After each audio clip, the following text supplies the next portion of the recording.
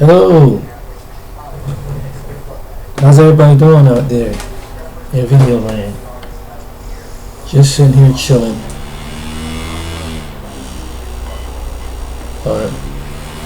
That's my machine running. I hope you have a good morning.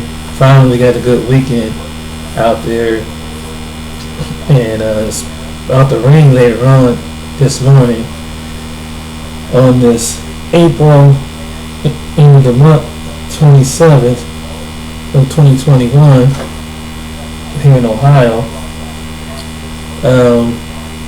And so what brought me to the video today is I was thinking about what I mentioned about a previous video on a hat, and one of my viewers kind of about the small towns, about, if you're an interracial couple, about the 5 small towns in Ohio that if you're an interracial couple, be aware about.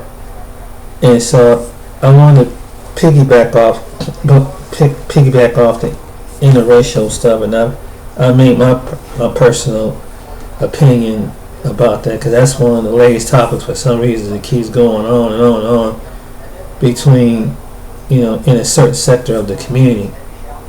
And what I've learned over the period of time, you have both good things, and you got some good, and you got some bad, like anything else.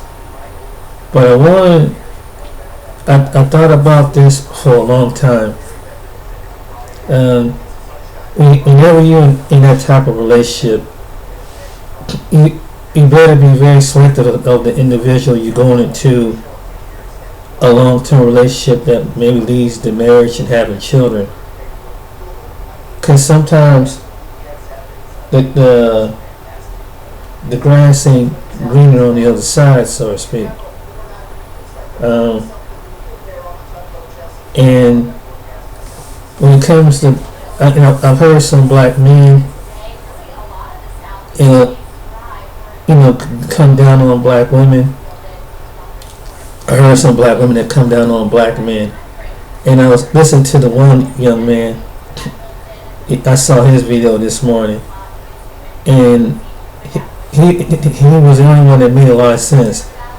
Whatever woman you get with, whoever you date, it depends on the personality. I used to have that kind of objection that maybe black women were mean, and white women were this way, or these other women are this way. It really comes down to the personality of a woman. It really comes down to the type of woman, whether you're a black man and you pick a woman of your same race or origin, whatever. It depends on the personality of a woman that you meet. You seriously can't beat down on women. And in some cases, unless you start with a certain preference, that's one thing. But if you're a black man and you think the grass is greener on the other side, or a black woman think that the grass is greener on the other side, it's not. Because there's a certain other approach you got. You really have to be strong, because like I mentioned in the video, one of my videos, hopefully maybe certain people that are close to you will accept the relationship, but overall there's going to be certain differences that you were raised and that your significant other was raised. The ways of thinking and love, how you view certain things, and are they strong? Because as long as we live in a society that is not really mediocre in different places, it's not liberal, it's conservative, and it has a one-track side mind. You're going to find it to really be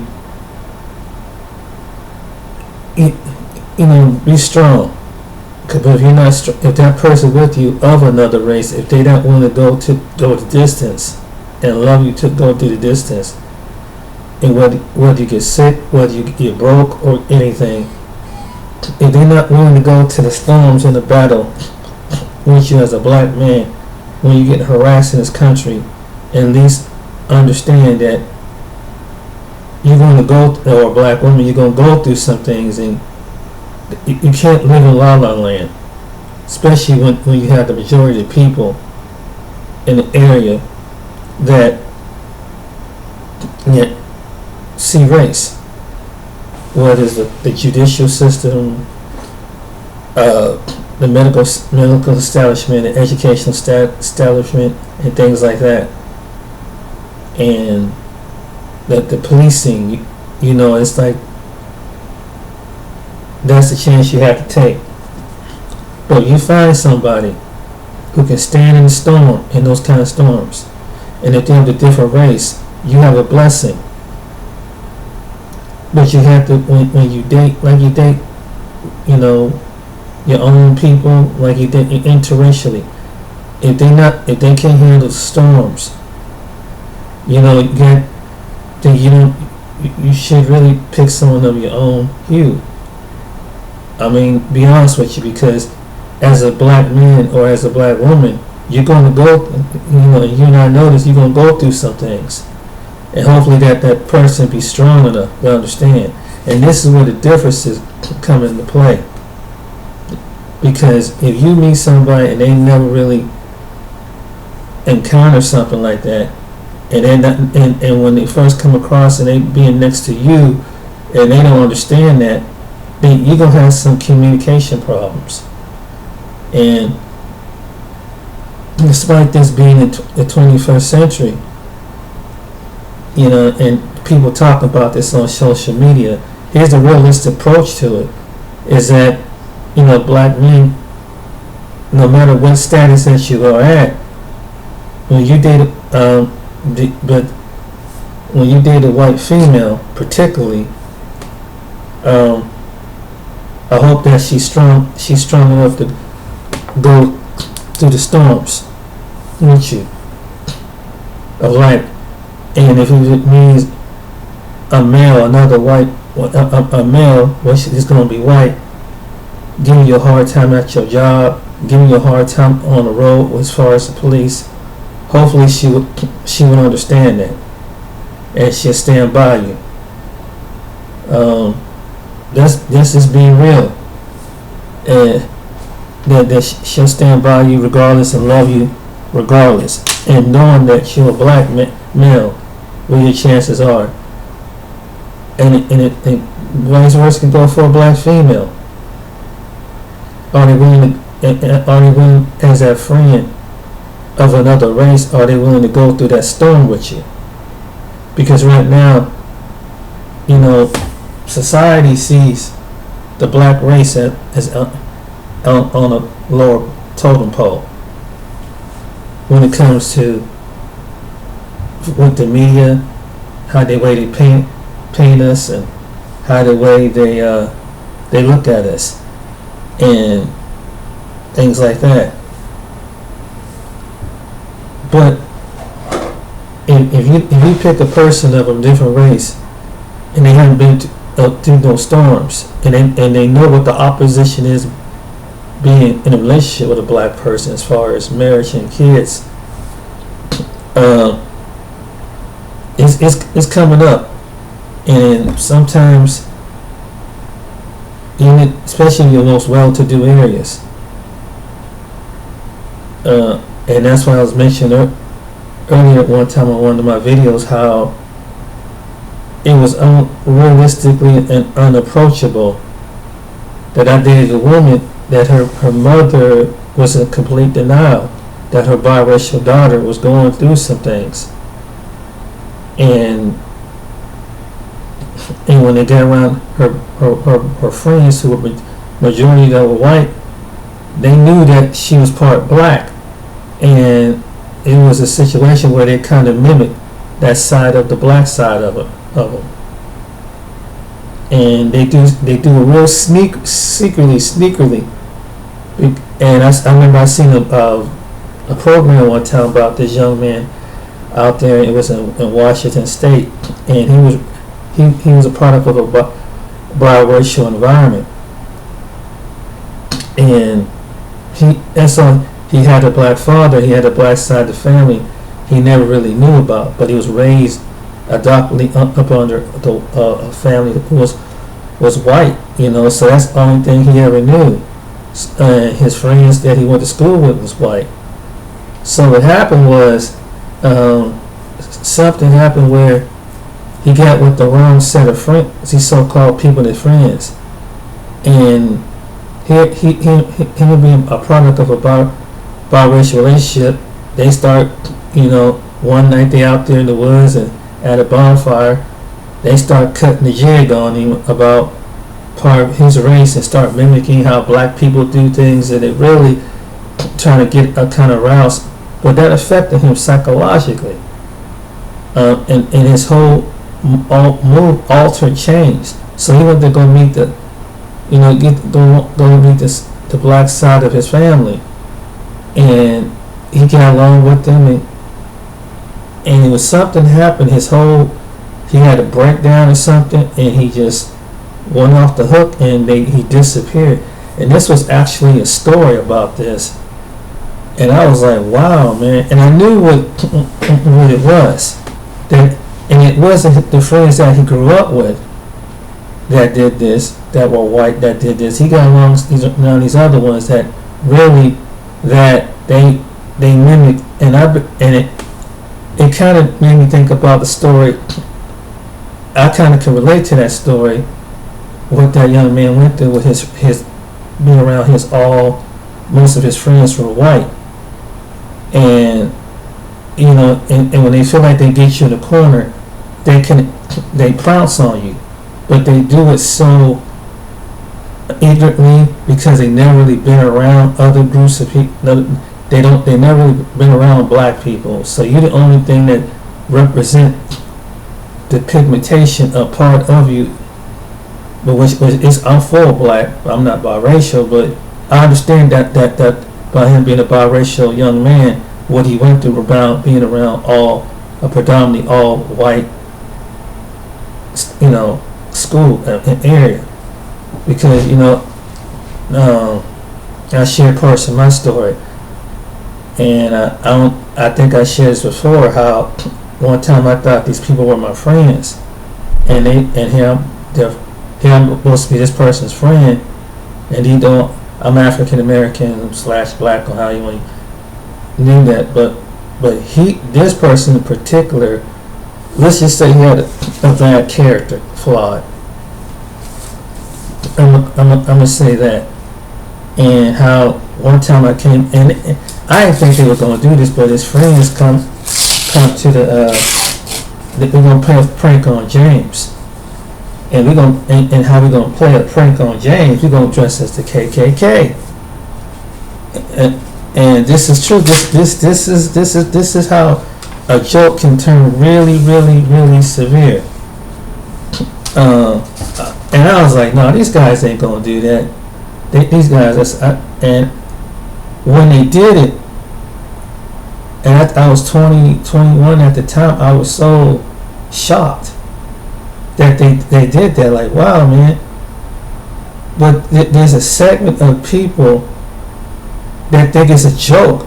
They think it's harmless, but it's not harmless, because they know the history. They know that black people got lynched and terrorized by the group called the Ku Klux Klan. They knew of this, but there's a segment of people out there in the society that is sick, that think that by mocking and making fun of other people, since you around us, we're gonna mock and make fun of you. And it messed me up, man. I tell you, it really did. And I never looked at them the same way. I never looked at them the same way. Even the neighbors were shocked. They came over sometimes, and they would get together. They had, how neighbors had come over and congregate and talk and things like that. They were just looking like, what the hell is these boys thinking? And they were white. And they were kind of shocked that they were thrown off by what this person I used to hang out with, what him and his friends did. And this was about 30 years ago. So I can understand why some black people are hesitant to be around some white people in that sense, because if you get around the wrong set of white people, this is what some of them that never really been around. You get kind of never really been around that don't exercise or use common sense. This is what they do, and they do it as a joke. And I was very embarrassed, and I was shocked, I was hurt at the same time. And I never looked at them. I never went back over that. I cut my friendship off from there, and that was it. And it made me think about this young man out there in Washington State.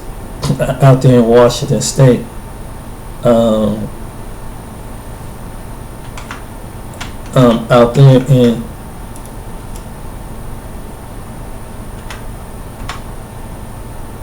it was really sad.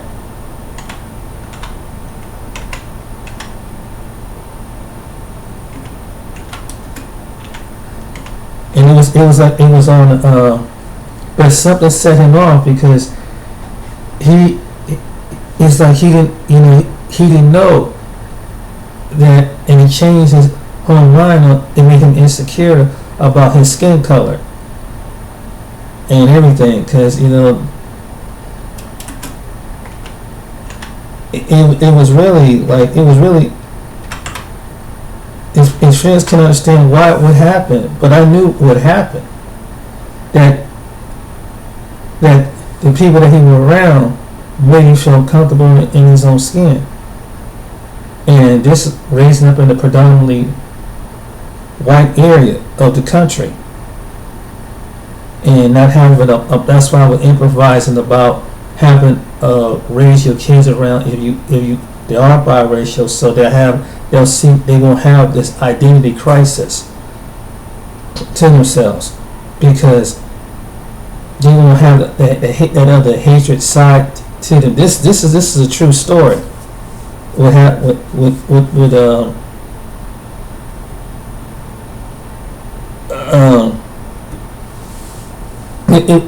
it was really sad, and it was a news story about that. And so sometimes the grass ain't greener on the other side, so to speak. And this is what they go through. And I think as a biracial race man or race woman, this is what they go through. And I also talked to a woman a white female that in the past that she couldn't understand that why was her daughter going through something like have an identity crisis, because she didn't have the luxury of knowing other people, whether they were black. Both of her come from both different cultures. She used to just see one culture, and it made me think about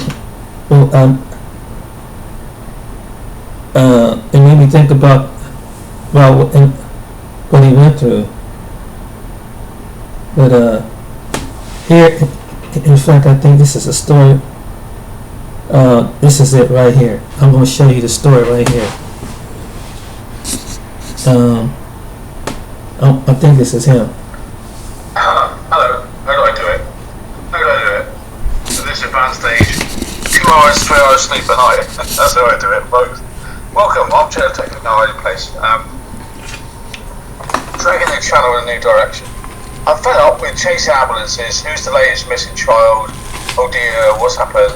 No. Obviously taking another room, if you notice lately. So, what I want to do, I'm going to work with psychics to try to find the missing people that have gone missing in America and wherever through history. Tonight we're looking at a case from 2016. Logan Schinderman, young man, mystery, gone. Vanished off the face of the earth, no sign of. Usual story, left the car, left the wallet, left the phone. Never been seen in 4 years. Tragic story. Tragic. But I'm going to be working with mediums. So tonight is the first show for you to get to know Logan. Later down the series, we'll be looking at getting his family members on. Who are divided family on what happened to him. There are possible race issues. So, although, as you see, he's black, he was living with family who were white, you know. So he recently met up with his other side of his family. There's all sorts of issues going on with this kid that you're going to learn over some time, you know. First of all, I'll play a little tape and give you a background. We haven't got a lot on him. Leaving car behind and family mystified. Friends, family, and sheriff's deputies aren't sure what happened to Logan Skeedelman, a 19-year-old Tumwater man last seen May 20th. His car, a black 1996 Chrysler Sebring convertible, was towed from the shoulder of southbound Interstate 5 that day. It was found at milepost 92, near Maytown. Skeedelman's personal belongings, including his wallet and cell phone, were found inside. Sergeant Carl Lagarder of the Thurston County Sheriff's Office said there has been no activity in his bank account. We're not sure what happened, Carter said, but there was some indication, perhaps, of some burgeoning mental health issues. Skeedelman's great aunt, Mary Ware of Rochester, described her nephew as quiet and sensitive. She said he spent a lot of time working on her 5-acre farm. I just really enjoyed having him around, and my husband did, too, Ware said. He'd do things like stomp on big spiders for me. He was very helpful. Ware played football at Tumwater High School and graduated in 2014. He then attended Washington State University for 1 year, but had a hard time adjusting, Ware said. When he came home for the summer after his freshman year, he decided not to go back. Since then, Skeedelman has worked 3 or 4 jobs. He lived with his grandmother, Jenny Skeedelman, who raised him. Ware said he had no real reason for Logan Skeedelman to leave home without notice. He lived a comfortable life, Ware said. He lived in a nice house with all the comforts of home. It would be especially strange, she said, for Logan Skeedelman to leave behind his wallet and phone. Jenny Skeedelman last saw him the morning of May 19th when she left for work. Ware said when Skeedelman wasn't home May 20th, his grandmother pinged his cell phone to find out where he was. The phone showed he was near his mother's house in Olympia, so Jenny Skeedelman didn't worry. A family member called Logan's mother on May 22nd, and she said she hadn't seen her son in about a week. That's when the family began to worry. They filed a missing persons report May 23rd. Friends have launched a Facebook campaign and passed out flyers. Ware said she has no idea what may have happened to Skeedelman, or how his car ended up on the side of I-5. Every 10 minutes I am saying to my husband, maybe this happened or maybe this happened, Ware said. But I have no idea. There just doesn't seem to be an explanation. Amelia Dixon, 360-754-5445, at Amelia_Oli. Well, there we are. Water team vanishes. He's vanished. Just like that. You know, he's not celebrating his birthdays. He's a happy teenager, happy-go-lucky, so many friends. With his smile. You can sit there and come up with as many scenarios as you want, but we don't know what's happened to him. We really don't. High school football player. You can only describe as a disappearance is rather odd. Logan's black Chrysler convertible was found abandoned on interstate near Maytown. Drivers called 911, and they turned up, you know. So it looks like people saying that he pulled over and a man described as white with light brown or red hair jumped out and ran into the woods. So obviously that's not Logan. So who was in his car? And who jumped out? Who pulled over after seemed to get rid of Logan? Dumped the car. Car was left He's with the white male. drifted through lanes of traffic where it crashed into a car. Inside were Logan's belongings, a cell phone and a wallet. Well, it looks like he was planning to leave home. But it looks like he was waylaid by this man, and it looks like something happened and the guys jumped out and ran into the woods. But it wasn't like, oh, I'm going to steal your phone and your wallet, was it?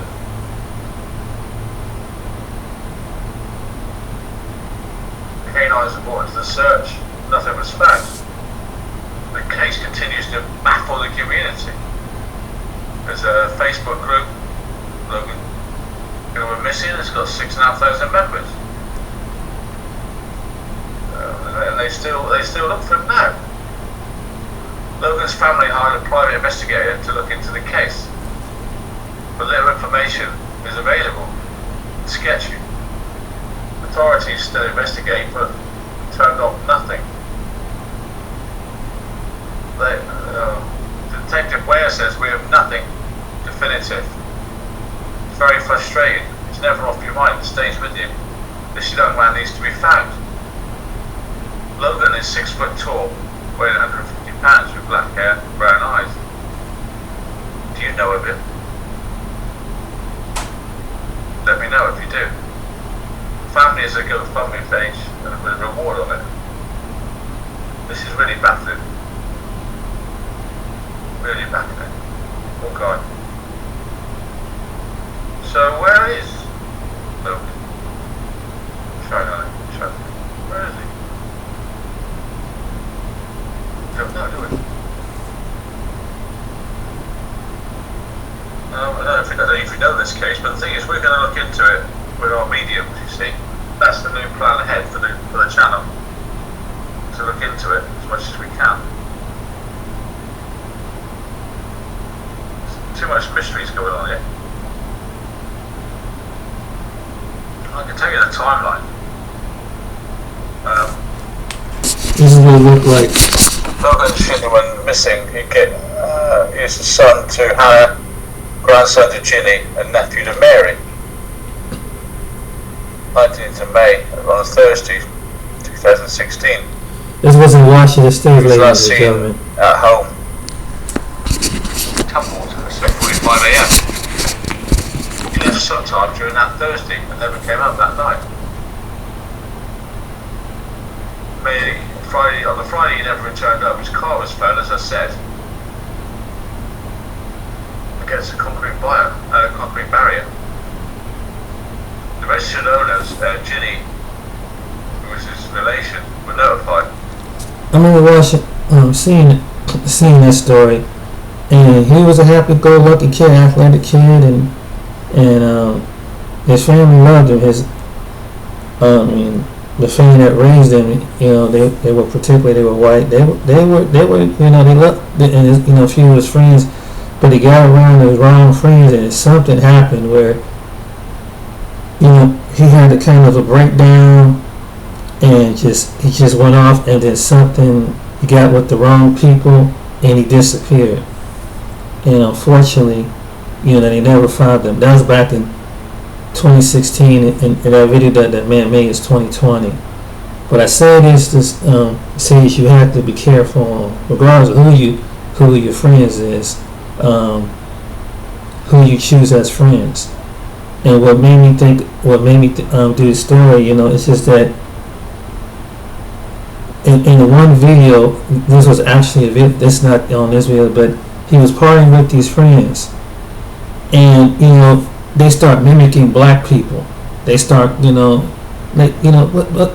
joking around. All of a sudden, they start in the midst of. They start mimicking, how about black people, and because they come on, Logan, man, come on, what you do, and when he hit that, you could in the video can show that his reaction changed, because he wasn't used to something like that. I'm gonna give you and it was showing this in the video. And like, wow. And then so he went to go see the black side of his family, it seemed like he was upbeat and everything. And something happened. He said when he went back to college, something he didn't. It changed his whole mindset. And I don't know if he just had if he had a breakdown or something like that. But I can understand. I can understand being in that kind of environment. Who you hang out with when you're a young man, something like that. You're trying to find your identity, and when you're the only one in the group. And I know how somehow some of them get down, and then just because you the safe black person. So and where the people that were around, they didn't really been around black people. They always, it's the only time they see black people is on a rap video on TV. So they start mimicking, and it's almost like, come on man, you're black, come on, that. And this is what the video was showing. I'm like, damn. And this is how some people see black people. Like like not all black people conduct themselves that way. But in the show, the video, and they said after he went out with sets of friends, them sets of friends that he went out with, he didn't want to be around his regular friends who were white that they were cool with. And after a while, they noticed a change in them. And I can understand why Logan felt that way, because when you go through something like that, it's like, wow, I didn't think you see me, as a color. I thought you see me as a friend. But there's some people that I've been around people like that never haven't been exposed to black people. When I went to a school called Nelsonville. Nelsonville is Hawking Tech, which is in Nelsonville, Ohio. And you had a certain, what I call, different people come from all parts of the country, and particularly this small school, they come from different parts of Ohio and neighboring states. You have a situation where, and then they had, people from Jamaica, and some of the black people and other people were up on the third floor. They were like a dorm, men and they had the side for the men and they had the side for the women, and they were up on the dorm. And at the time, I didn't feel like calling my stuff up to the third floor. So I was like one of the only black dudes on the second floor with all these white dudes, and some have never really been around black people, and when they never really been around black people, they don't know, people who've never been around black people, they don't know how to respond to them. I'm just gonna be flat out with you. There's some people are like that, and they think black people conduct themselves a certain way, and they start mimicking them. They never been around any people. Don't matter if you're Latino or Asian, you always got some people that never been too culturally aware of other cultures out there. They don't understand that, and you want to hang out with them, party with them, and things like that. But you have to be leery. And I remember one time, these guys, I met a few of them on the floor that, hey James, we're gonna go hunting groundhog. I'm like, no, I don't go out there in the woods. I'm like, no, I ain't going out there. We in this at the time, Hawking Tech is surrounded with woods. It's probably built up down there by now. But it's like, I'm like, oh hell no, I ain't going out there in the woods, because it's like miles and miles of wilderness to the private property around there. And they would go out there and go groundhogging and things like that. I made sure I stayed next to that school, because it was a little hick town down in southeast Ohio. So I made damn sure I didn't go down there, because you don't know. You can easily disappear, and they will never find you down there in the part of southeast Ohio. And being the black man, being the black young man, I'm like, no, I don't trust that. But it was sad what happened with Logan, that his family never found him. And And I say this, and it changed the whole the way I look at people. And even with my friend, who I'm pretty good friends to this day with, Tim, and because I thought that, I've been through this one scenario with the people I was hanging out in Youngstown, and they were white. They were white too, and they were just, I don't think I ever told Tim this, but I was so one time when I got another, Tim became my roommate after this. The other roommates were fine, other than the one roommate. He worshipped the devil and shit like that, and tried to bring some witchcraft spirit into the room. But that's a whole nother. This is the time I was down there in Nelsonville. I mean, all kind of crazy stuff was going on. I never even told my mom or other friends some of the things I went through down there. But anyway, at any event, it was really something, and if I could pull up, maybe if I could pull up the picture, I could show you what the school looked like now. But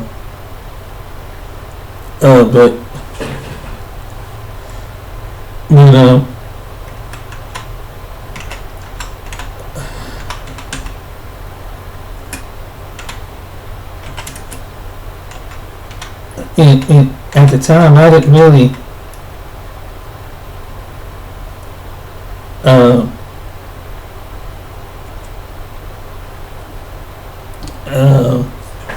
this is when I was going through it, and this was back in 1991. But I'm gonna show you what the school. I got. In fact, here's a picture. It didn't look. It changed now, but I want to show you what Hawking Tech. This was in Southeast Ohio. I'm gonna show you what the college I went to.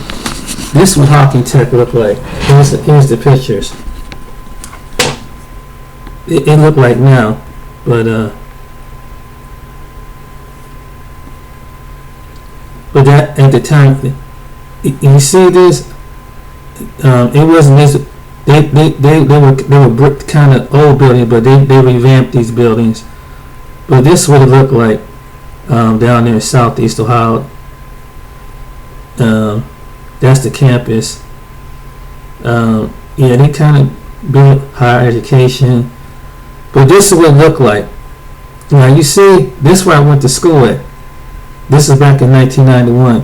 And that building is still the same way. But you see all these woods around here, and you got a horse farm and things like that. You got agriculture, they got lumberjack and things like that. And this is they upgraded. This is the 20, but it didn't have, they must have had a new roof in it, all this, but the brick is still the same. This is all still the same, and this is still the same. And these steps, and this is all original right here. All this is original. This, what you see, is original. This, and this is what it looked like. But it didn't look like this with these newly built. It was like kind of like a old brick style tower. But then we did these dorm rooms. These were the dorm rooms look like. This is the campus I went to, and this was back in 1991, but this is 2021. So this person must have took pictures recent. But this is where I went to school at, and we were going up the long driveway, and everything's on the hill down there. But this is what it looked like. It's surrounded with woods. It's a school that's just surrounded. It was known for its look. That's how it looked like. This building is original. That's how, when I went down there about 30 years ago, that's what the buildings look like. But this is Hawking College. And all, you had kids, you had young people from all over, and that's it. All this school was surrounded with all these woods and just surrounded. And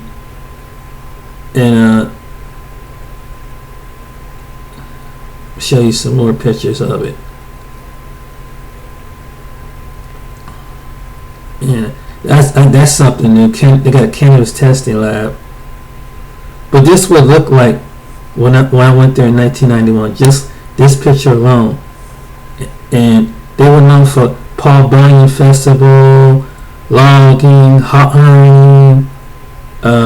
I took up I think it was electronics at the time, and when I arrived down there, I was late, and I don't know. I went through a time down there where I almost had a little nervous breakdown because a lot of pressure was on me. I was thinking, about to disappear in the woods somewhere. I never told nobody this, but this is where I was at. I went down in 1991, and I never went back there and finished up got my college degree. But here's the horses, and sometimes they have open campus where they play football, but they got another part of the area where it's been like this. But that's the campus now, but it didn't look like that back then. They revamped this campus. But you see the campus, nothing but woods. All back through here is woods. And they do hunting. They do all kind of stuff. That's the field. It's steady built down there. But yeah, this is Hawking. This is what Hawking College look like.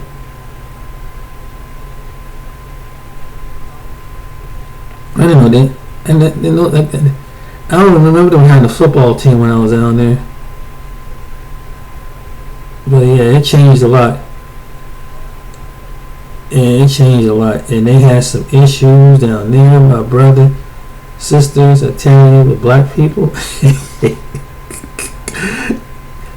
It's like an appellation. Anyway, I just wanted to show you where I went to school at back in. Oh, excuse me. Oh shit! I don't want you see that. Oh. But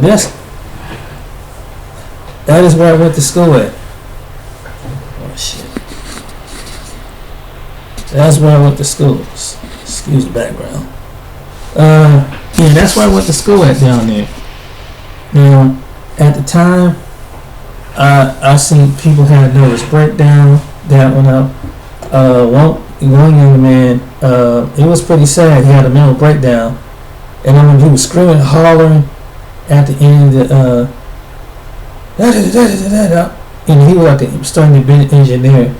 I don't know what ever happened to that young man, but he was like screaming and hollering and doing all kind of things. And at the time, I don't know why shit kind of dark, but at the time, I almost had a little breakdown down there. Even though it's a nice secluded area, but thank God that Tim saved my life, because I was about to go up in the woods and something could have happened to me up in there, and I would have never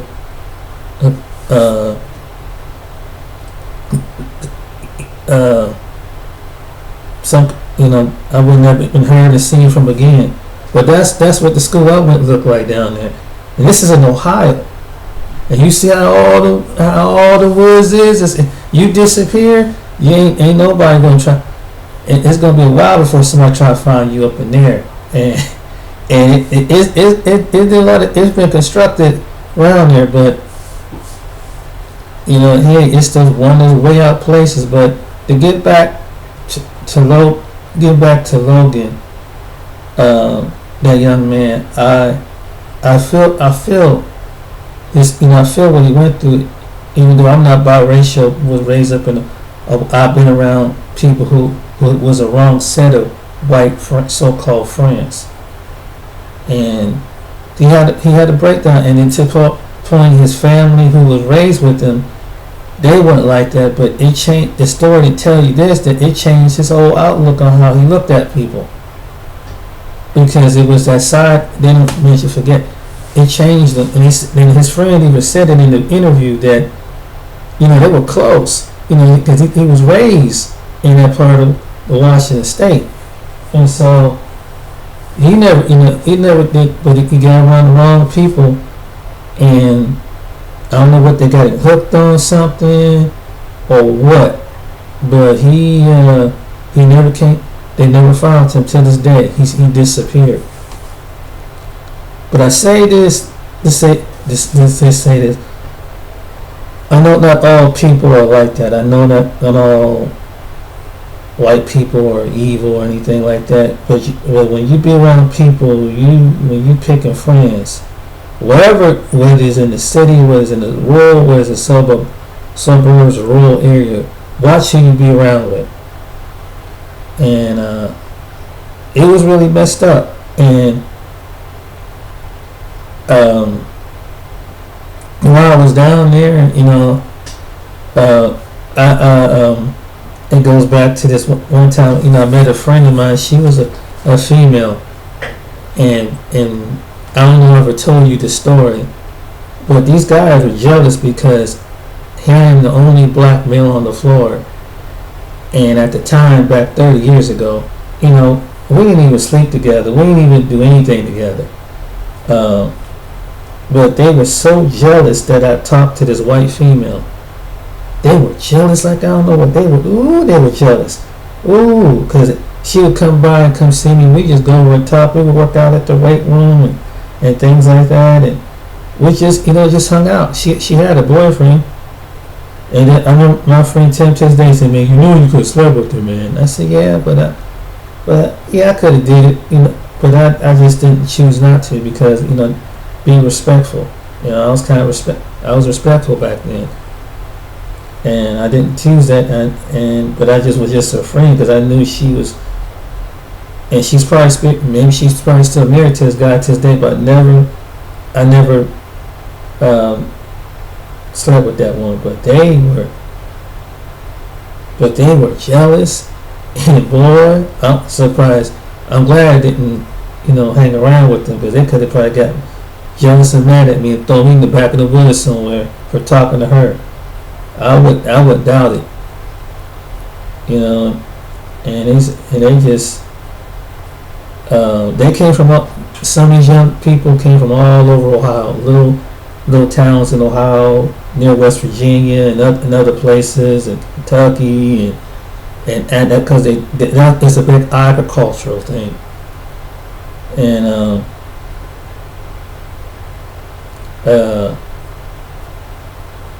it's just that it's just crazy. But it's a really sad situation. But as a black male, this is what you, or part black male, and how they see you, this is what you're going to go through. The mimicking, the mocking.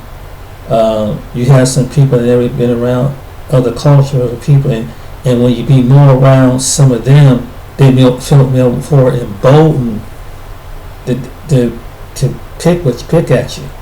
I said it's just a joke, just like the ones that was our so-called friends in Youngstown. Oh, it's just a joke, what I mean? We just playing, we just a joke. But the intentions was to dress like KKK, and so there are some people to see how far they could push your friendship. And needless to say, to this day, my John, who was his original buddy, how I got associated with him was my other friend who was black, who he liked my other black friend, but they never did that to him. But they did it to, because John was probably never really around him all that like that. I was around him all like that. And I used to come up and visit his family and his friends, his family. I used to be one of those people come, I thought he was like trying to be his best friend. And but he didn't see me as his friend. He saw me as his black friend. And I believe he see me like the movie, like the. You ever see the movie Richard Pryor like a toy? You ever see that movie with that young boy? And I don't know if I can never pull up the pictures.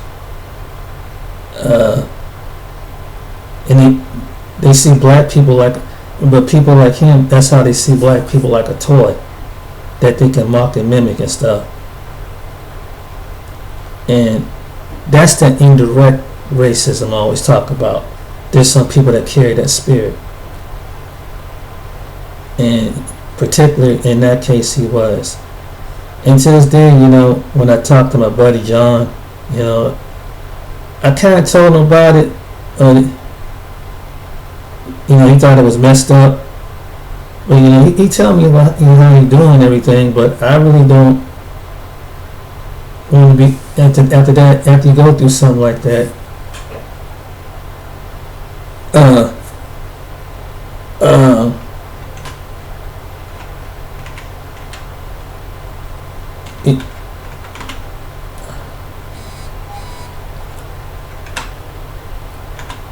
I'm going to show you what it is like.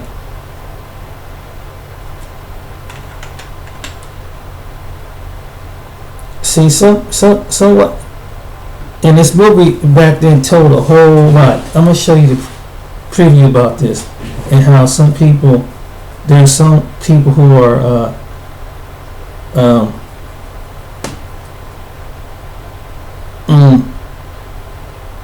that's how they see black people, like a toy.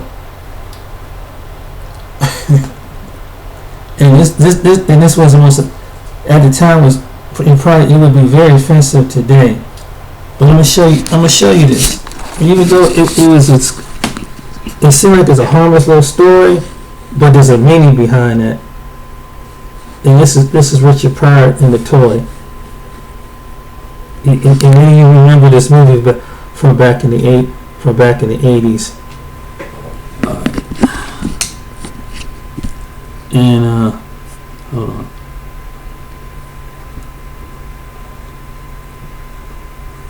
What do you give the kid who has everything? Daddy said anything I wanted, anything in the store. For Eric Bates, it was the only toy in his father's You store know what I want. that wasn't for sale. What you're offering is not a job, sir. It's an insult, and I'm insulted. I'm splitting. Now, Jack Brown has been made an offer he can't refuse. $10,000? With that kind of money, if Eric blows his nose, you wipe it. And if he can survive 1 week with Eric, Was I bad? What you were gave a new meaning to the word bad. he may even find himself a friend. If you want a friend, you don't buy a friend. You earn a friend. Richard Pryor, Jackie Gleason, Ned Beatty, and Scott Schwartz in a Richard Donner film, The Toy.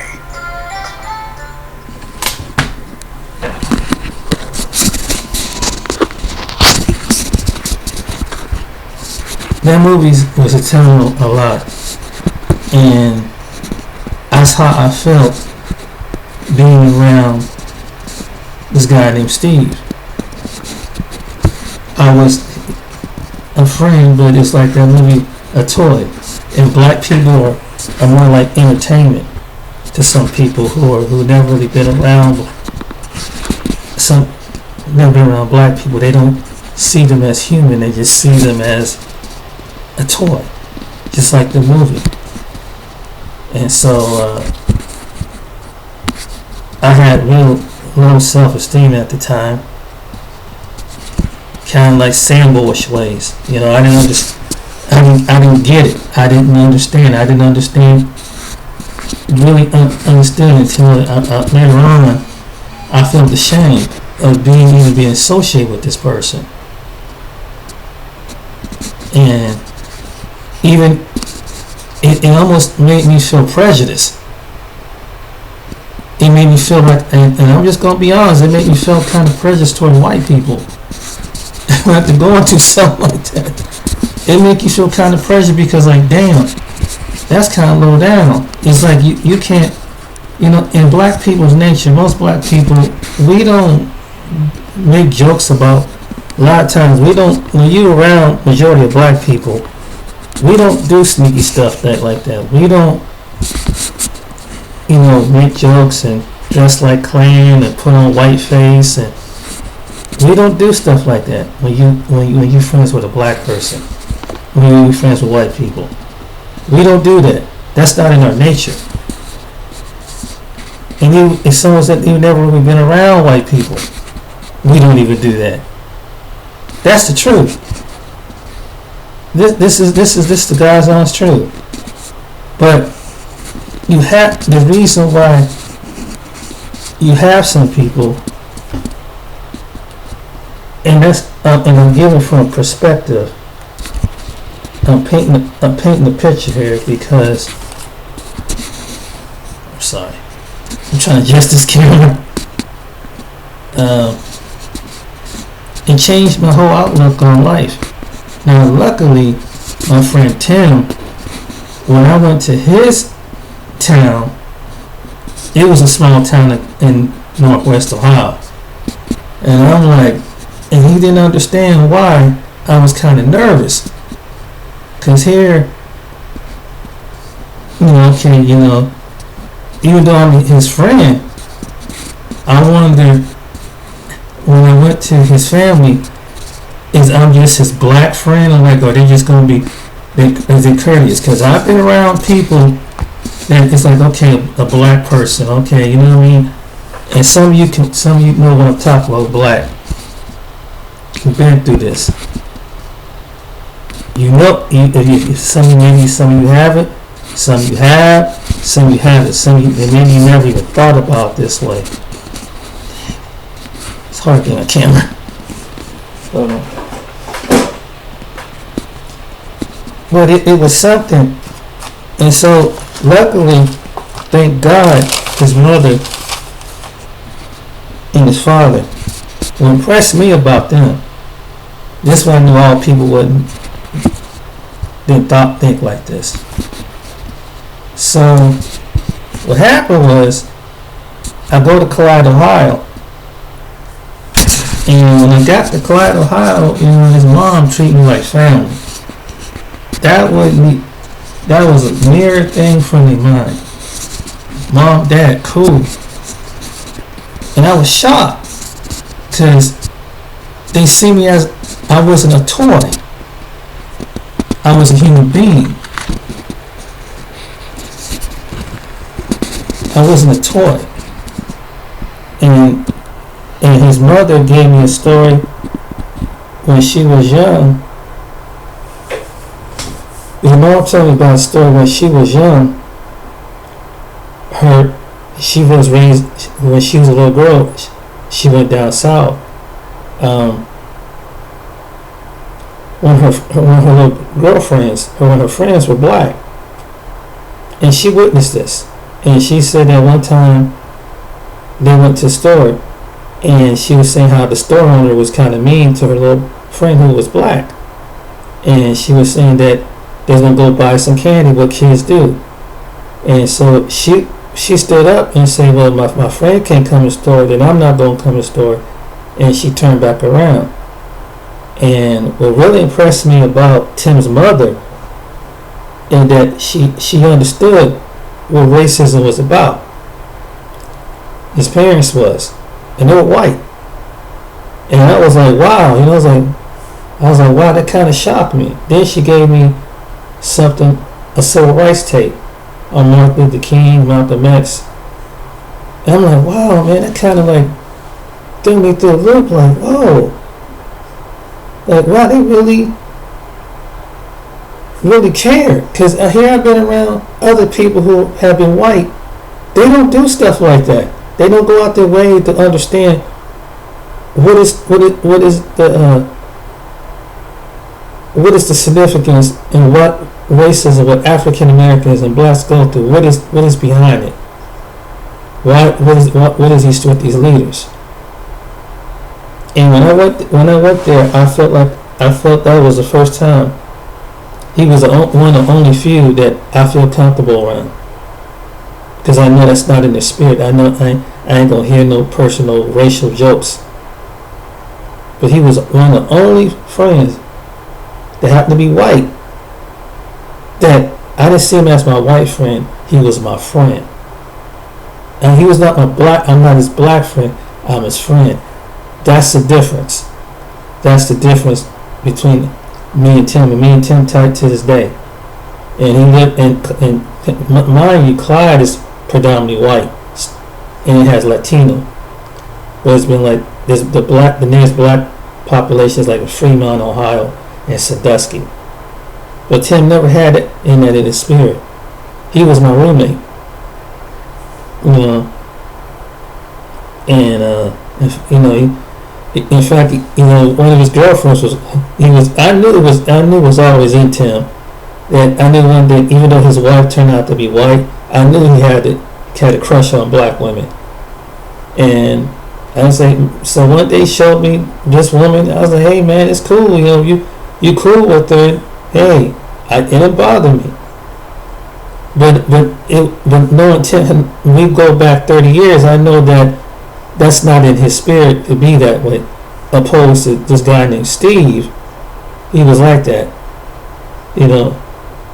And you know, and you could sometimes when you be around people can say something, but until they show you what they're really about, that's when you know they're not prejudiced. And that's when I said whether they indirect or whether they direct prejudice. Because sometimes indirect prejudice is someone they feel like they think they can do a Jedi mind trick on you, think that you don't know, because like you know they've been taught that black people are slow and mentally inferior, and so that's why they feel like that you're gonna get emotional, you're gonna get strong. See, some people who that had an indirect race, they know what they do. In the case with Steve, he knew what he was doing, and his friends, they knew what they were doing too. And so, as a black person, that's why some black people standoffish when it comes to some white people. There's some black people, that's why they standoffish, but they will never tell you that. I'm just gonna be honest with you, and we know that all white people are like that. But you have a segment in that society that when you raise in an environment like Washington State, where it's 90% dominantly white, they don't really be around black people. Anything they see on black people is on TV. That's why you have police officers that come up out of that environment and they go into the inner city. They know how to interact with black people. This is the truth, and it kind of looked racial. I'm putting all this together. That's why it's a big racial thing right now. Because here you have some people that's how they see black people, and from then all the way to now, like they're property, like they're just a toy and of amusement, and you make me think of you're just entertainment. You don't have no feelings. You do what we say. This is the mentality, how some people carry themselves. It's not what they say, it's their mentality and how it project out of whatever, and how they control you because they feel like they're mentally over you. And so, and if you allow that, if you don't stand up and object to that, then you're the easy, non-confrontational Negro, black, their black friend. Well, he's not like that. I could call him all kind. I could make jokes about him and stuff like that, about his people.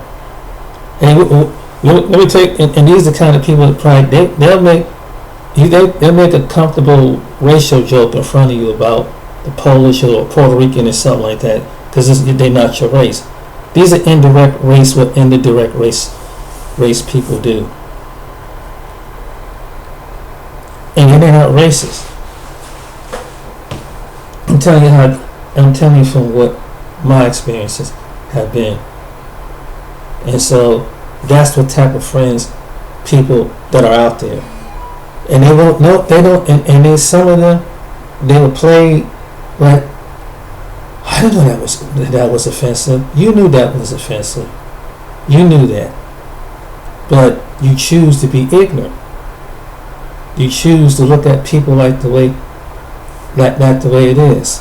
There are some people like that, and this is the reason why. And you think that black people don't catch, but there's some black people. Some black people don't catch it but there's some black people that do. But they were raised that black people inferiorly, less low-minded thinking.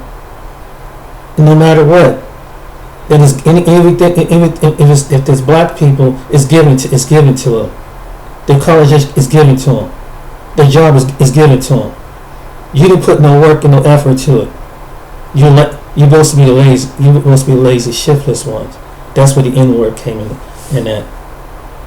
I'm giving you the background of the mentality of the indirect racists. And then look at the movie like that, and it seems like it's harmless, but it's the symbolicism of that movie, the toy, and that's how Steve saw me, as a toy.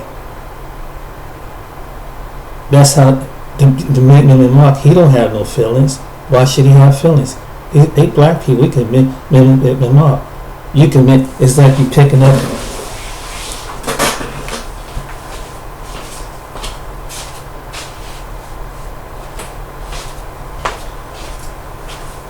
And I can mimic and mock this teddy bear. It has no feelings. It's a toy. I can smack it around, call it out his name. It's a toy. It don't have no feeling. It's supposed to smile at me and let me mimic and say, you kind of chubby there. You bear, you're chubby. It don't have no feelings. That's how some people think. You're ugly. You don't have no feelings. Oh, your little bears are less inferior. You don't have no feelings. Because that's how they see as a story. You should just take the bear. Should just toy should just take it and smile. No matter, it's just smile and grin. They don't say, "See, this bear is stupid." You know, because that's all the stuff bears are. I'm making the point here. People of a different race are not like a stuffed bear. They have feelings. And if you don't have the dignity to see that, then something's wrong. But I'm just using this as, even though this is a prop, I know it sounds crazy, but I'm illustrating something. And people who are racist think that black people are like the stuffed toy, like this bear. You should just smile and take it. You should smile and shut up. You shouldn't have no opinion. Do what you do. Just sit there and smile and entertain us. And entertain me and my kids. Entertain me until I feel, and then until I say you do.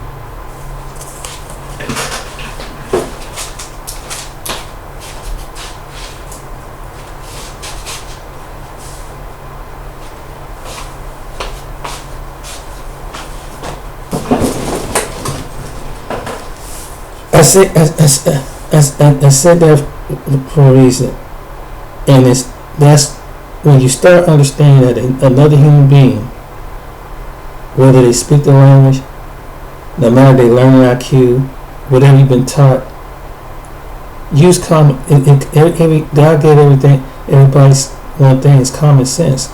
Don't treat people like you would want to be treated. In the case with that young man, that's the way they said, come on. You know, I use an illustration. They didn't know that affected him. Just words like that. And if you're not willing to, hopefully, too bad Logan didn't open up and tell his parents what really went on.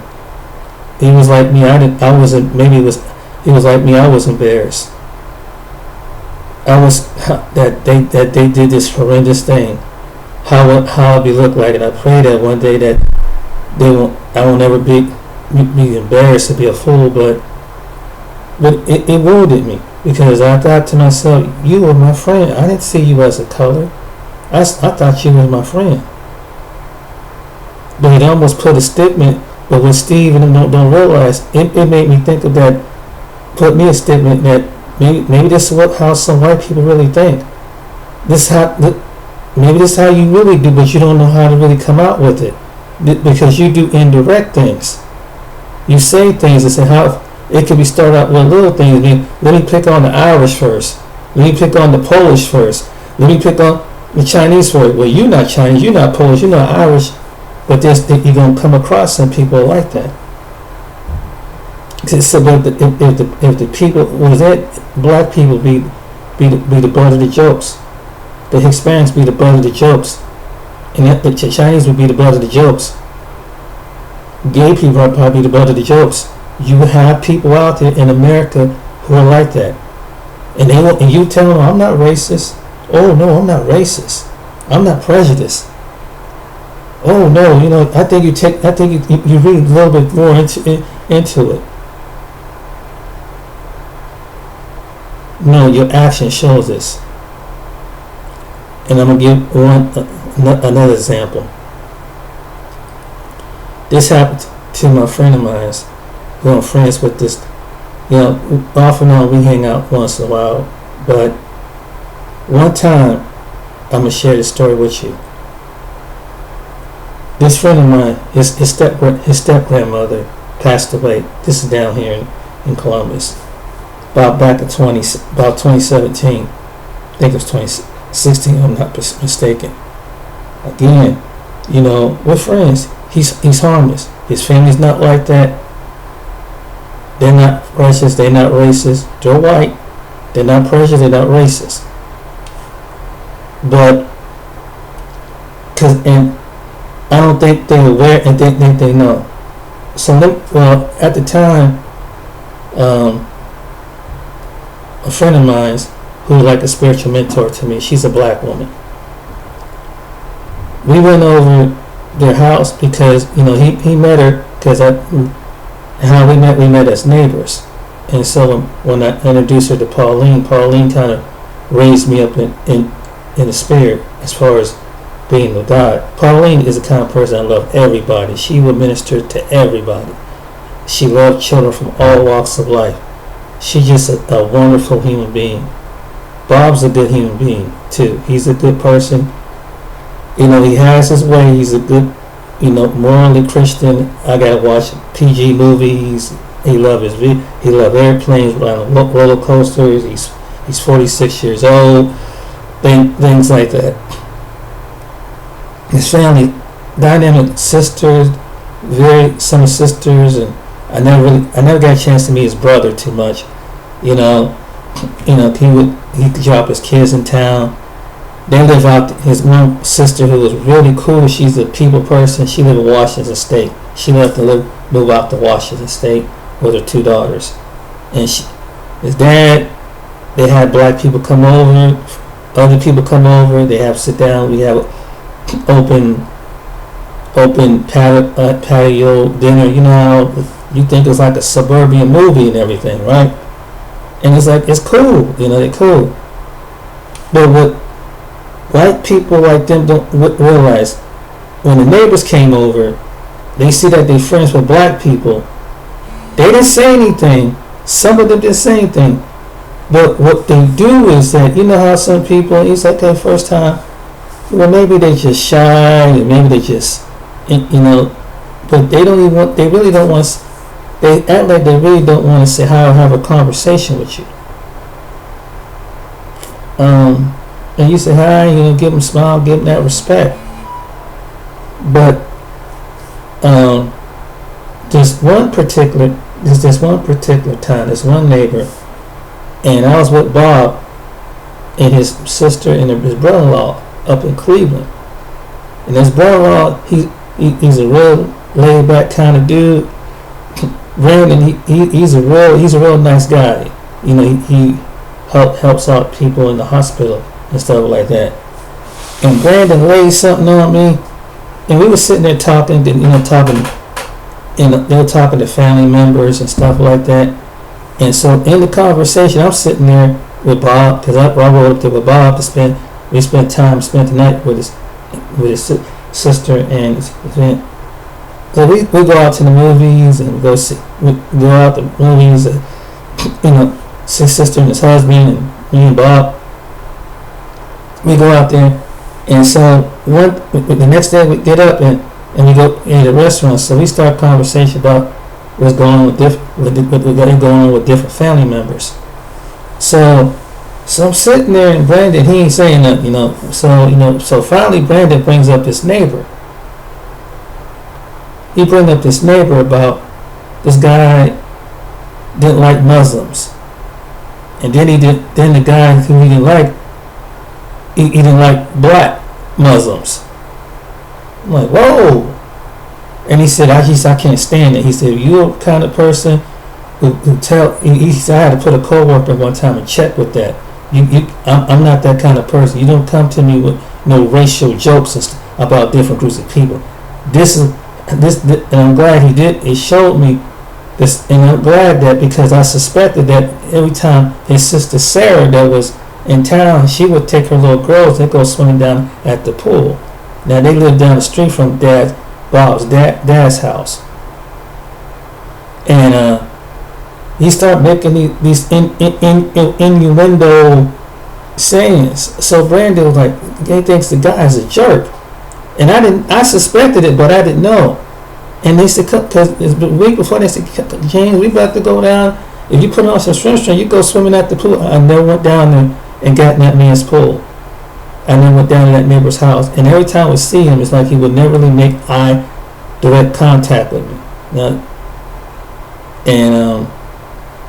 So that was one incident. The second incident was after Bob's step grandmother died. She had some relatives at this is the time when me and Pauline so after the wedding, after the funeral, after the funeral and the wake, people are grieving, they're going through these things. And I mean, Bob's stepmother, that was his grandmother, is going through a grieving process. She has lost her mother, and we all meet back over, we're gonna meet over at Bob's house. Me and Pauline, we go back over there, right? We go over to Bob's house. They got these, on her side of the family, not his side of the family. He got this, so he got these, they racist as hell. And how I knew this, because when we came in, they took this little ugly looking redneck inbreed couple took their kids and went in the other room. Meanwhile, I don't know, it's the uncle or their father coming and sit in the kitchen. We all sitting around the kitchen, right? In the conversation, he said, hey, he start talking more about himself. We let him have the floor, and out of the blue, he started saying something off the wall stuff like, my job is there's lazy white people, there's lazy black people. Whoa, and then he started going into this, because I'm a kind of person, I can play Jedi mind tricks with people because I'm really superiority and stuff like that. Whoa, dude, what the hell you going with this? So my friend Pauline, she picked up on this. So after a while, me and Pauline left, and in the conversation, she was pissed. She said, out of respect for Bob and his family, if that dude was out in public, I would have blasted him. And I wanted to say, at the time, it didn't really register to me too what he. I had to really think about what he did. I said, Pauline, they're not like that. I don't know what this other person was, but this person, to say something like that was like, oh my God! It's like, dude, are you freaking kidding me? Where you coming out with this stuff? Where you coming out with this thing? But what it is that they come from a place where all their friends, there's no other people with different race, and so they build up a perception of what. So when they come across someone of a different nationality, different race, they don't know how to really react to them. So that's what they do. So they think they're gonna play Jedi mind trick. It's the same scenario I had back years ago when I was being so-called friends with this friend of mine, Steve, who we went to school with. He never projected that in front of John, but when John went to the service, I saw the real side of Steve. I saw the way he was, and see. I said, oh, he's one of these type. So what I'm saying is, sometimes they're not going to project in front of you, but they do it in sequence, in a mind sequence, because they think that it's a code, it's a joke. You're supposed to pick up on what I'm saying, you know. And that's what they do. There's a certain code that people like that carry, and that we what their perception is. Well, you know, they're black. They mentally slow. They're not gonna catch what I'm saying. And it goes, and so that's, and when black people, some who don't and some do, and they might find ones who do catch on to it and say, hey, I know what you're doing, and I don't think you, which is right, because like, oh, wait a minute, you take this way out of proportion. That's what it comes down to. That's what we have to this day. And some black people don't know when this is coming upon. I didn't know at the time. I didn't know. I just, you know, I was just think people. I was raised people as people. I wasn't raised with inner hatred. I wasn't raised with bigotry. I wasn't raised that way, because when I was young, despite, you know, I went to a Catholic church, was, you know, it was other people, but there was times when I went to CCD. Those of you who been Catholic, you know what CCD is. I was one or two, sometimes only black kid in there. But probably being the only black kid, I did feel isolated, because, you know, one, even though my mom worked hard and lived in the suburb, but still I wasn't. They come from an environment where they don't interact with black people. You have white people that are like that. You have white people like that, and when you do, you'll feel the vibe. If you're black, you'll feel this vibe.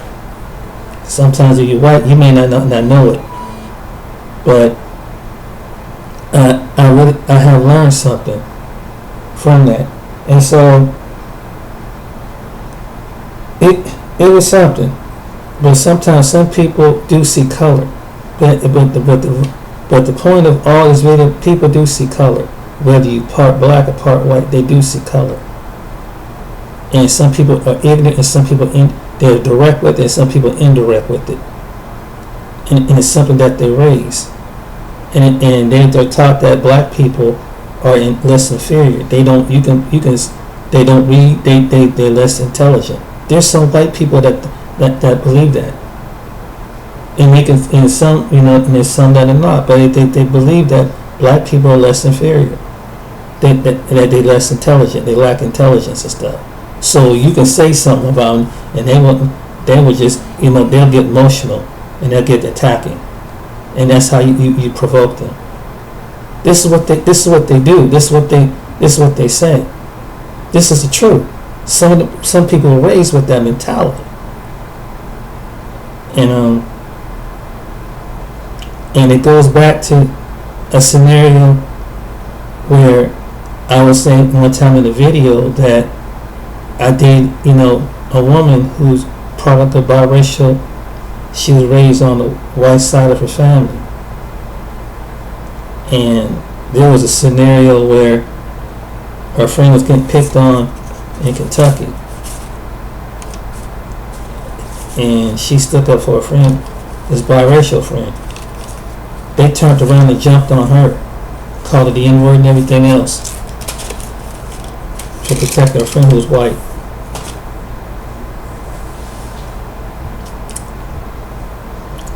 And then the people that I met that were also white confirmed that down there in Kentucky, that it's like that, right at the Tennessee border. In fact, black people that lived in that part of Kentucky had a history, said it was a sundown town.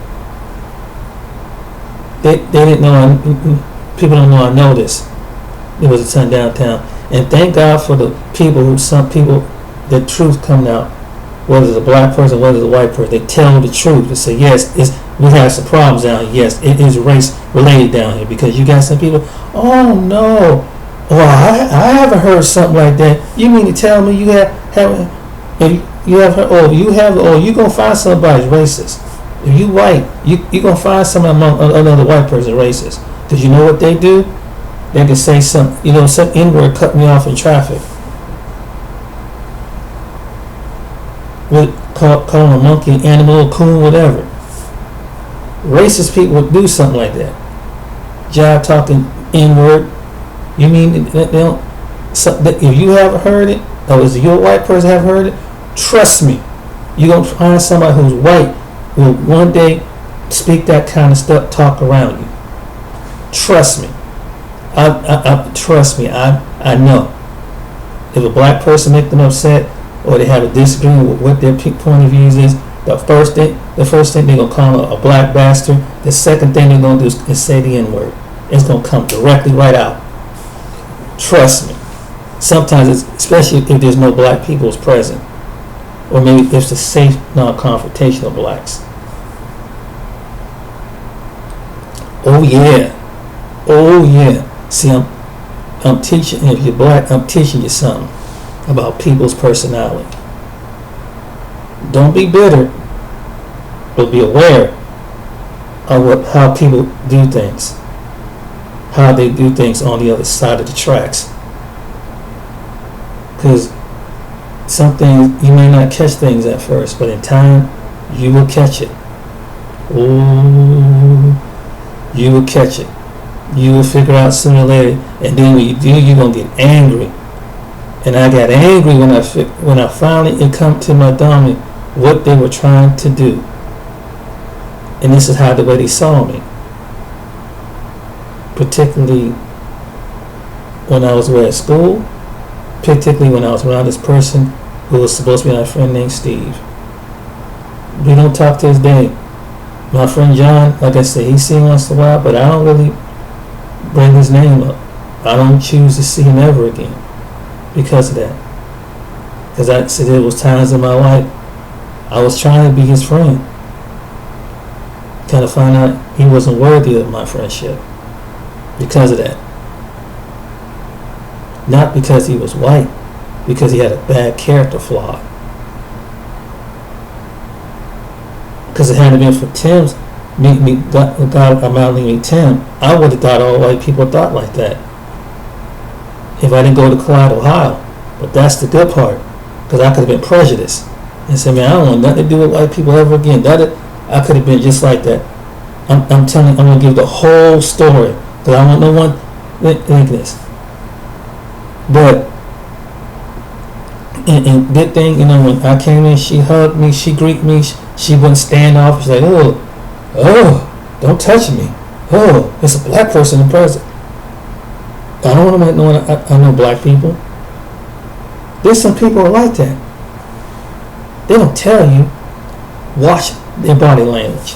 And then there's some people, and you'll know if someone they're shy, or they will do that to anybody. They just don't know people. Because before you choose somebody, let God show you the whole picture. Let him show you the whole picture. Is this just me, or is it just them? Sometimes it could be just they don't want to be around people in general, or they just they're just quiet. They're not very people oriented in this case. But you got some people that are like that, and they perpetuate on the kids. They're raised like that. They don't know how. They don't know what to think, because you got to understand, you live in an environment that they're taught and raised in their home. They see everything on the computer, on the TV. They haven't been around people. They haven't been around the cultures. That's true. Whatever the news and whatever the media dictate to people, they believe what they see. The stereotype, if you see a young black male with his pants sagging down and talking yip jab, that's what they see. And they're not the only one. There's other people, other cultures think this too. Because some of them ain't got no sense either. Know that this could be an individual thing. It's not a race thing. It's not part of a culture thing. There's some people that they make up their own culture because they don't think it's a product of an environment in which they live in. some other words, people don't use common sense. They see something, they project something, and that's the way it is. That's the truth. So I say this to say that and my heart goes out to that young man that he had a breakdown, and it's probably with some other things going on in his life, but it's just everything pushed to the edge. That I feel like, and even though that there was people who raised him, some that were white, he looked past, and think about that. And they was the ones who were looking for him, that they truly love him. But he come across the wrong individuals that were white, that set that spring in his head. That something part of you we don't like, so we gotta mock it. We have to mock it because that we were raised to think that's what black people do. So, hey, what's up, brother? You my nigga and everything. They do think that, and so they see the culture. That's how they know. And then it's funny. They know that when they go back around their own people, they know that other white people know that they don't talk like that. They know that you must be going through some kind of mental drawing a phase or whatever. That ain't how you carry yourself. You need to stop that. Be real with yourself.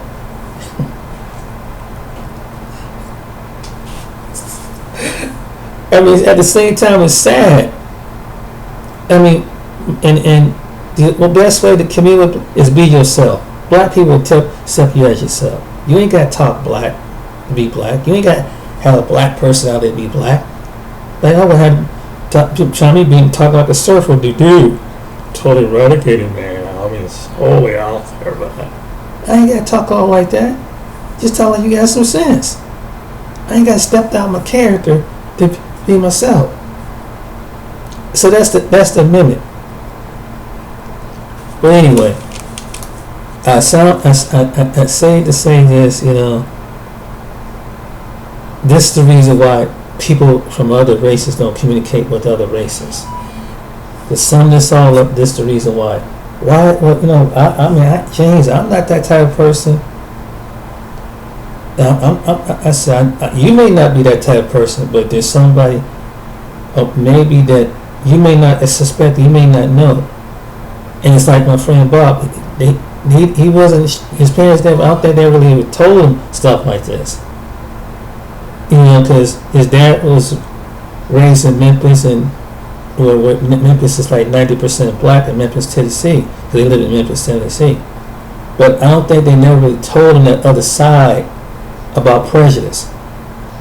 Because even at the same time as I was hanging out with one of the neighbors told me something like this, that they used to live down in Tennessee, and these people, these was white people. They told me this, that they went to this, they was at the bank and they found they were from Ohio. They got kind of mad because they were from the north. You got some white people still got that Yankee north versus south stuff. One of those doggone Yankees, the Blue Coats beat us. Like, damn. And they wasn't the only one.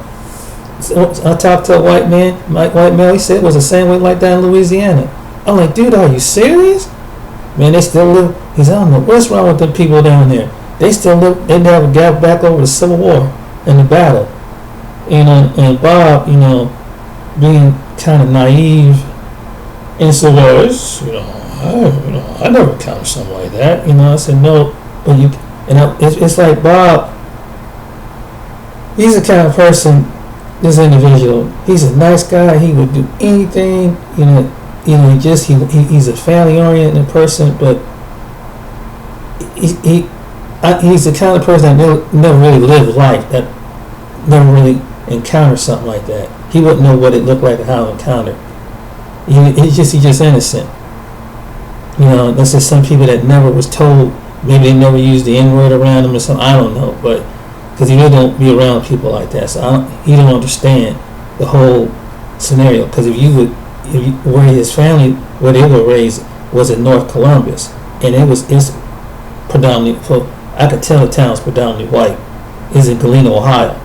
So their friends, majority of their friends, their neighbors is white. So they ain't never really been around unless they probably on the culture. It sound like they when they come across black people when they see them on TV or something like that. You understand what I'm talking about. If you've been around some people, you've been around people long enough, you can pick up on things like this, because it's like some people really never were shown it. Believe it or not, there are some people that have never come across somebody until they hear something. It's like until they come across someone that look like them, look at another group of people and call that group of people out their name. Whether it's a black person, a Asian, Hispanic, or any other race of people, because they don't be around those kind of people. They see them, and they're not really culturally open, because they stay in their own suburban Walton, maybe Huckleberry culture. That's how the way some white people is. They don't interact with other races. This is the truth. Black people are the same way, and other races the same way. They don't interact with other races. So whatever they see, and that's why. And the people that would go around his family, I can tell they gave off that vibe. And they would just smile and just wait till and they'll come back another time. And some people they can smile in your face, but you can see it in their actions. You see it, and it takes about 1 or 2 times. After the second and third time you pick that up. I'm very observant about people. And this is something some people learn at an early age, and some people learn through time and experience. When you be around, see, what's unique about me is I was raised in inner city, but I was raised in the suburbs. So I know what both sides of. I see some things that was injustice done to black people in the city, and I know being a black man, what's like out in the suburbs. They think you're a safe Negro, but at the same time you are a black person. And I've been pulled over by police just being a black person. Don't matter if you from that side of town or not. Don't matter if you're one of their favorite Negroes. You're black. There's gonna be another cop gonna find you're black. That's a fact. Other neighbors, you might be cool with that one family, but that other family cut down the two houses, 3 down, the races, I don't know what. They don't interact with other people, but they'll interact with that family, but they don't interact with you. And they'll give that vibe off too. You'll know it. You go into a predominantly white neighborhood, you have a white friend, you'll see what I'm talking about. Just be around them. Watch how their neighbors is. Watch how their extended family is. You'll know. They're not going to be able, as if you black, you listen to this, and if you're white, you listen to this. They're not going to tell you until your black friend leave the house. And you sit around and have a conversation. Let some sporting event, let some political event, watch, you'll find out the true side of it to come out. Because they're not going to say it. They're not going to say it in front of people. Some people would do it, and they do it indirect. That's your indirect racist. I know what I'm talking about. I have been in the room where I was the only person there, and heard the N-word just come out, bam. Yeah, you know what I'm saying? That doggone son, he's a doggone N, nigga. Like, whoa. And just got so mad and and just said it. I'm sitting there like this. I have seen some stuff. I mean, I've seen some ignorant people. I could tell you some stuff, but I don't try to harp on the negative. But I say this to send a message. I'm telling you from what I experienced. Sometimes racism ain't so direct. It's indirect. but it has to stay. But the indirect racist people have to stay behind. But the direct people who are racist, they embarrass them.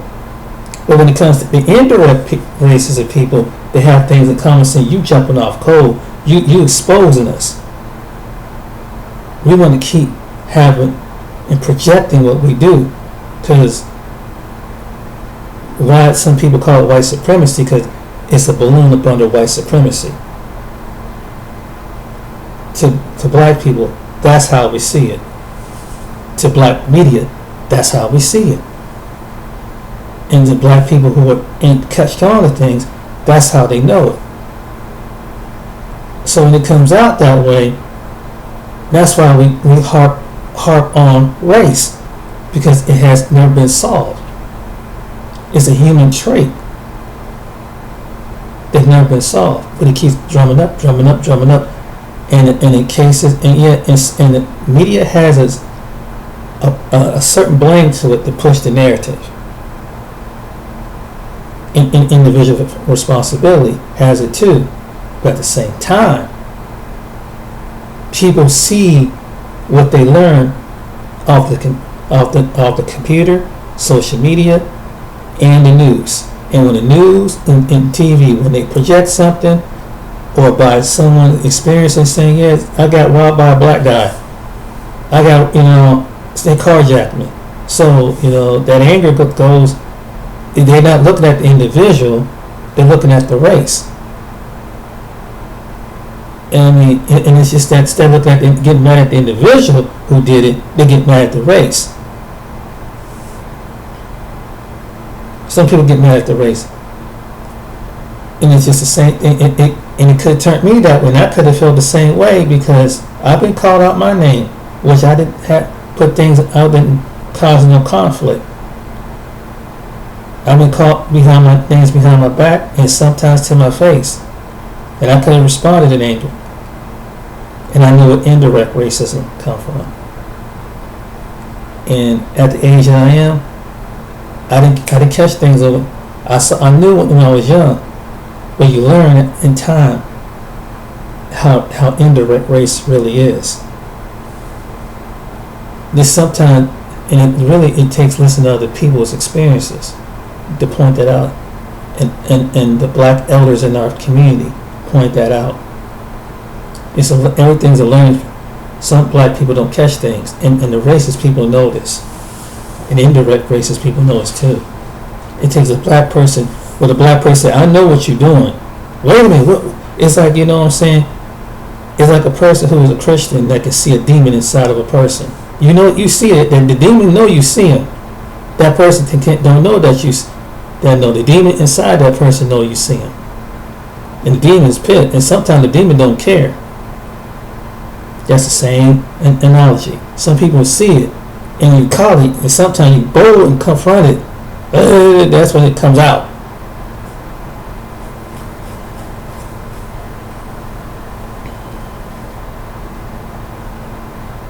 That's the way this world is, ladies and gentlemen.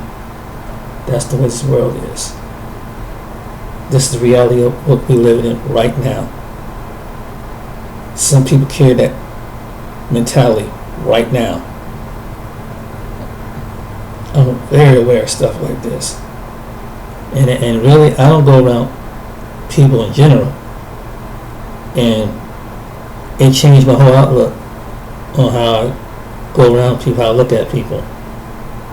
Not just another race of people, but just people in general. And sometimes you have to be standoffish. That's the truth. But anyway, my name is James. Hope you enjoyed this topic. Till next time, take care. And be blessed. And hopefully you learn something from it and share it with somebody. And maybe somebody can learn something. Maybe